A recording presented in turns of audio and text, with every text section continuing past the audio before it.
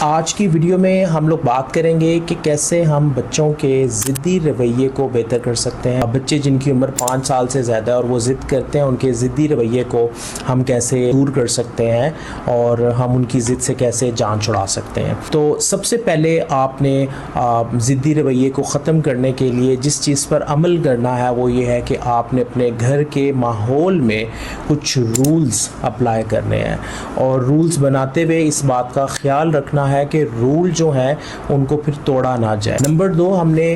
درست کو درست محسوس کروانا ہے اور غلط کو غلط محسوس کروانا ہے۔ بہت سے والدین جب بچہ کوئی غلط کام کرتا ہے یا کسی غلط چیز کے لیے ضد کرتا ہے تو والدین اس کی ضد کو پورا کر دیتے ہیں، جس کی وجہ سے اس بچے کو یہ محسوس ہوتا ہے کہ وہ ضد کروا کے اپنے کام مکمل کر سکتا ہے، اپنی بات منوا سکتا ہے۔ اس کے بعد جو تیسری اہم چیز ہے جس پر عمل کرنا ضروری ہے وہ ہے کہ بچے کے ساتھ آپ نے ایک کوالٹی کا وقت گزارنا ہے، اور یہ جو وقت گزاریں گے اس میں کسی اور چیز پر آپ کی اٹینشن نہیں ہونی چاہیے۔ عموماً والدین بچوں کے ساتھ وقت گزارتے ہوئے اپنے اہم کام بھی کر رہے ہوتے ہیں، جس کی وجہ سے بچے کو یہ احساس ہوتا ہے کہ آپ اس کے ساتھ منسلک نہیں ہیں،